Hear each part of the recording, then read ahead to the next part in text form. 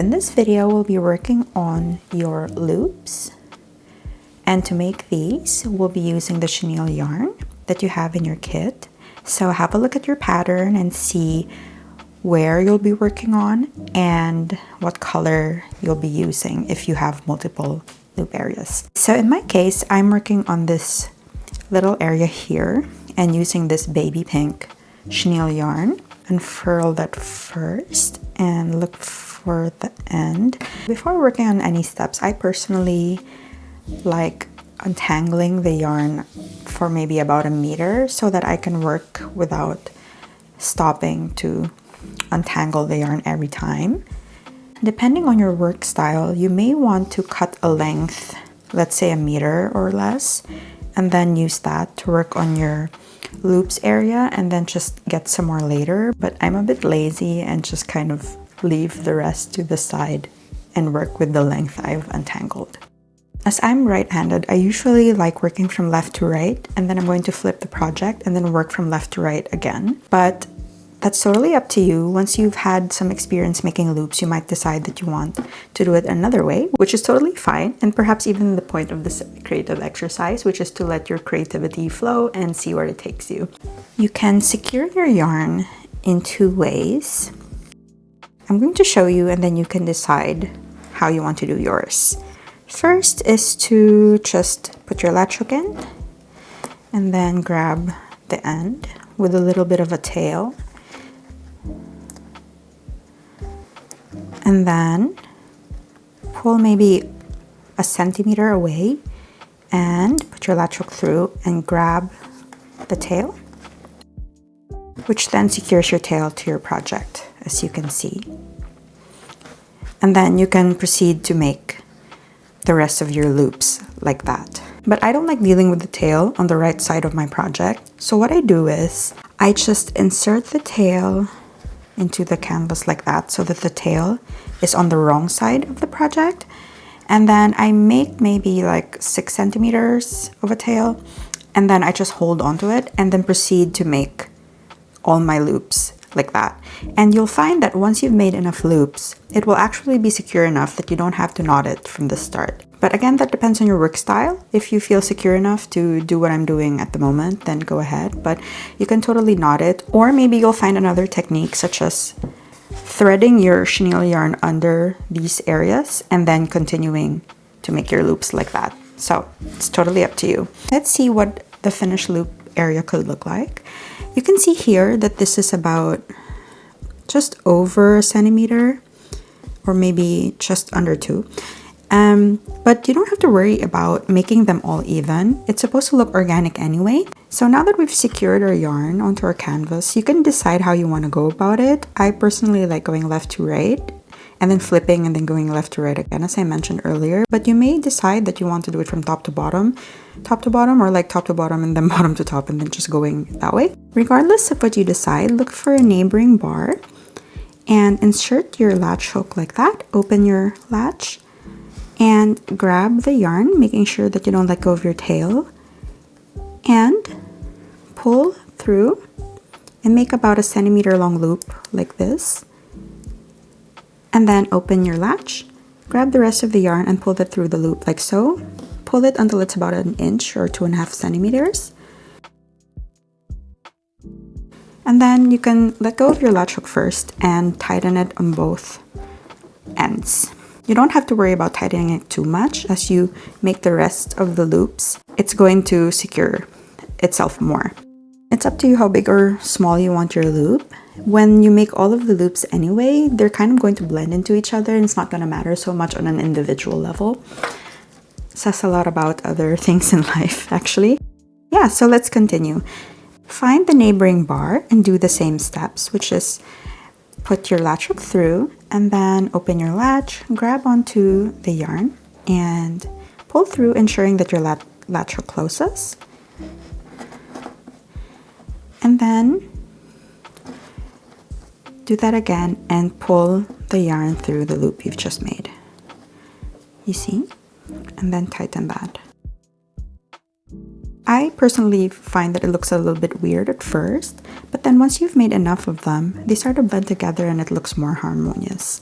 Let's pull that again, and then, see, put that hook through that loop, and the yarn through the loop, and adjust.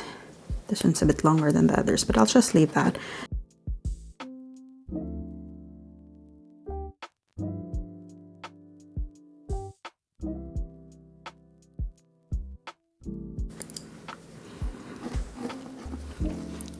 Okay, so now I've made 4 loops so far.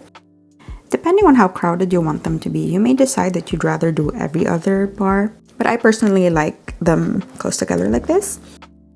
If you find this step difficult, it may be because you're pulling your initial loop too small. So if you find that it's too tight, you may want to make a bigger initial loop so that you can more easily pull your second loop through like this. And then you can just come back and adjust that. So you can see here I'm almost near the bobble. Depends on your work style, but I like getting as close to the other elements as possible so that I don't leave a bald spot. But in the grand scheme of things, it won't really be visible. So if you want to work just up to here, where the bobble begins, instead of up to here, where the base of the bobble begins, I totally get that. And that's also a valid strategy. Now I'm turning my work, and I'm again working from left to right, and I'm going to go into the neighboring bar that's not super flush against the existing loop, but that's up to you. If you want it super tight, you can go right up under here, but I think I'm gonna go this way, and then I'm going to decide later if I want to make more loops if I find that I left too much of a bald spot. You might find that the more crowded it gets, the more challenging it will be to see where your latch hook goes. But I really like this step.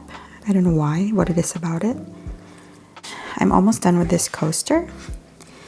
And I don't know what project you're working on, but you may also be done as well. In which case, I would love to hear in the comments which step was your favorite. I think my least favorite step is making the pom-poms, which comes after this in your guide. I am contemplating putting a pom-pom maker in the shop just because of my dislike of making pom-poms by hand. Let me know what you think. I really love this coaster design, which is called Seagrass Sanctuary in her shop.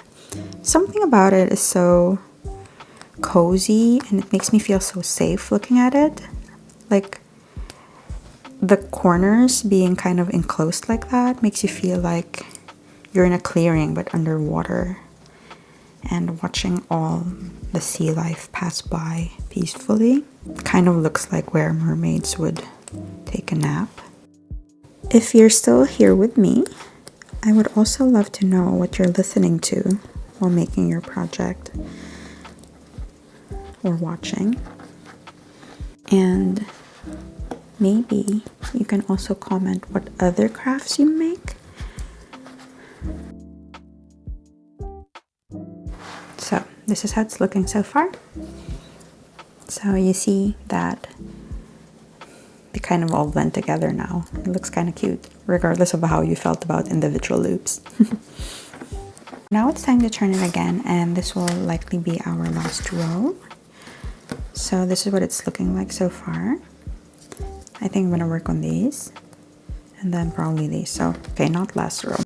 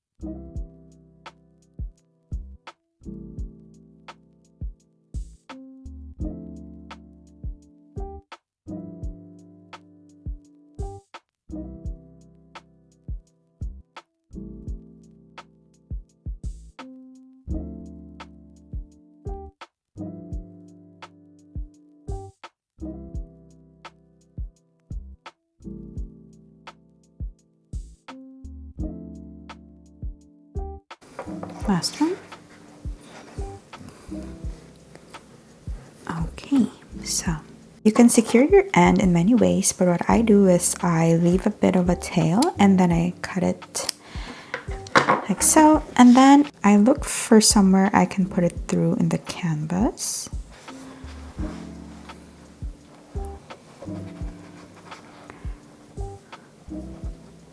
You may want to use your weaving needle to help with this.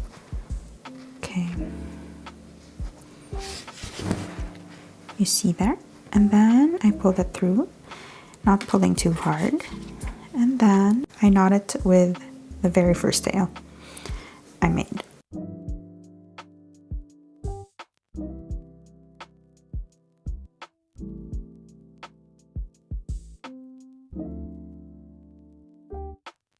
And I just cut that off, but you can do the same and then weave it in if you like more security.